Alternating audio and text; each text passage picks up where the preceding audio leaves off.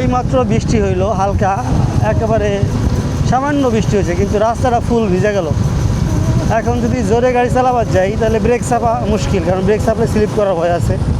তাহলে গাড়ির গতি একটু স্লো রাখতে হবে আর সেইভাবে গাড়ি চালাতে হবে সতর্ক হয়ে আর কি। অনেক গরমের পরে হালকা একটু বৃষ্টি হয়েছে, বৃষ্টিতে মন ভরে নাই, অনেক বৃষ্টি দরকার ছিল। এদিক দিয়ে ভালোই নামছে তাই না? এই যে রাস্তা ফুল ভিজছে।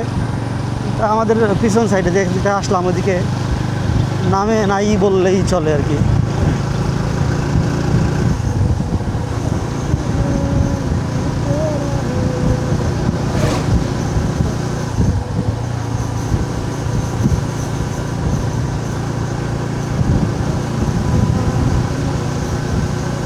এই যে বাঁশের পাতার পানি পড়তেছে এগুলো দিয়া, গাছের পাতার পানি।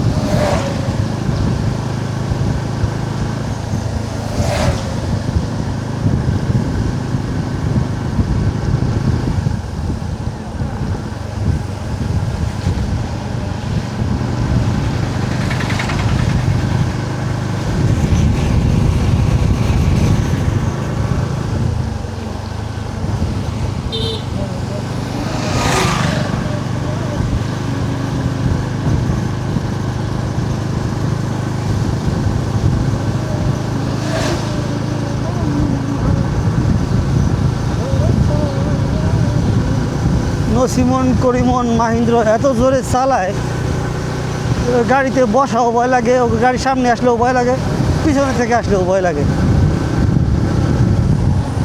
রোডটা অনিরাপদ এই সমস্ত গাড়ির জন্য। মাহিন্দ্র গাড়ি, নসিমন গাড়ি, করিমন গাড়ি কি কি বাইরেছে, তারপরে খ্যাক্কর নাকি এটার নাম।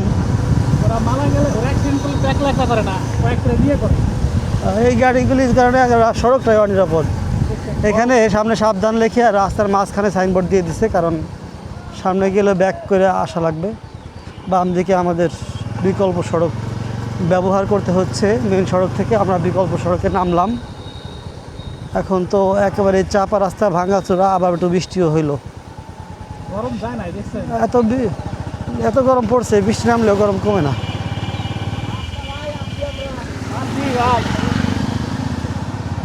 ওটা জানি কিরা, ওই যে আসি ভাই কইলো, আমার তো পরিচিত। সোজা যাও, হেন্দে যাও, সোজা যাওয়া যায়, কিন্তু আমরা হেন্দেও চিনি, আমরা সব পাশে চিনি, আমাদের পরিচিত এলাকা।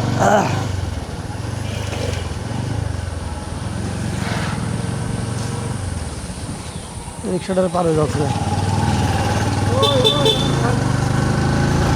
স্লো যাও, স্লো যাও, স্লো যাও। কেদা কুদে সিট पे মাহিল और অটো গাড়ি, রাস্তা চাপা।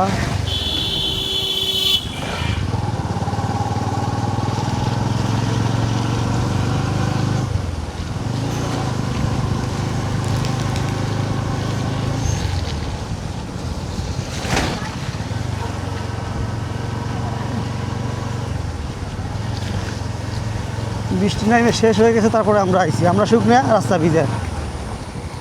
অনেক সময় দেখা যায় আমরা ভিজা, রাস্তা শুকনো। আমি বৃষ্টি নামছে এমন জায়গাতে ভিজা আইছি, অন্য সামনে এসে বৃষ্টি নেই, এমন পেয়েছে অনেক সময়। এখন তার ভিড় অনেক বৃষ্টি হয়েছে, তারপর মানে যে স্লো স্লো স্লো।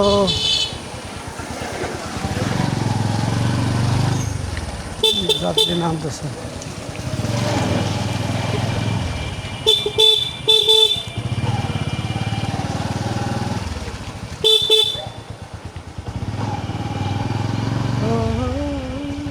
হয়তো 1-1.5 বছর বা 2 বছর আমাদেরকে এই মেন সড়ক বাদ দিয়ে বিকল্প সড়ক দিয়ে যাওয়া আসা করা লাগবে।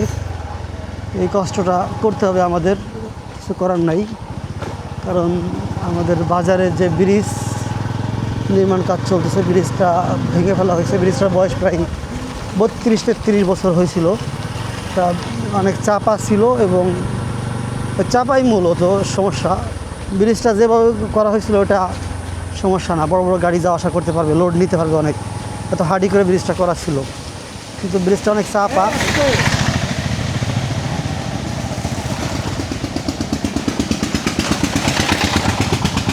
এখনই ভিজে দিতেছিল আমাকে। খাবো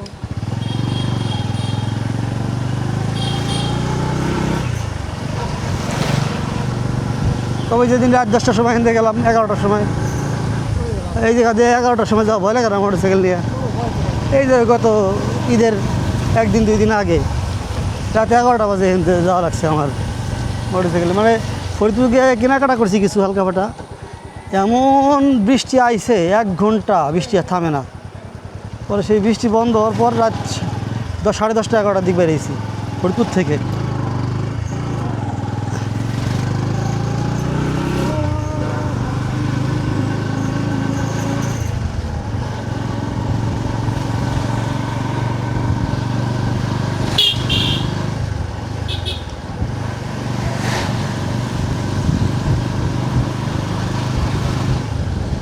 গাছ রাস্তার উপর থেকে গেছে, আনন্দ কী করবো।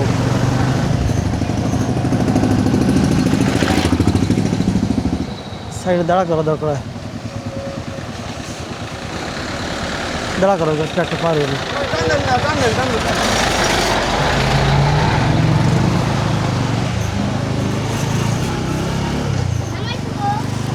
চাপা রাস্তা একেবারে। মা খাওয়াই দেখছি হ্যাঁ, হ্যাঁ কালা দিবে। ইঞ্জিনের যত ময়লা আছে এনে এসে মাছ খাইছে। এই যে গোসল করতে হবে, গরম লাগতেছে প্রচুর।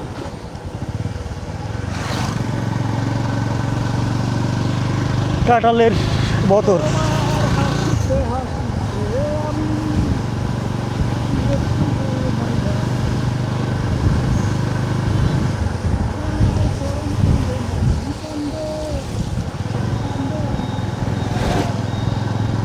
তার মানে আনারসের বাগানে যে ভিডিও করছি, ওই যে পলিথিন দিয়া যেই পলিথিন দিয়া যেই বাগান, ওই বাগানের ভিডিও ছাড়ছিলাম ওই চ্যানেলে, তুমি দেখছো না? ভালো হয়েছে না ভিডিও? হ্যাঁ ভালো হয়েছে।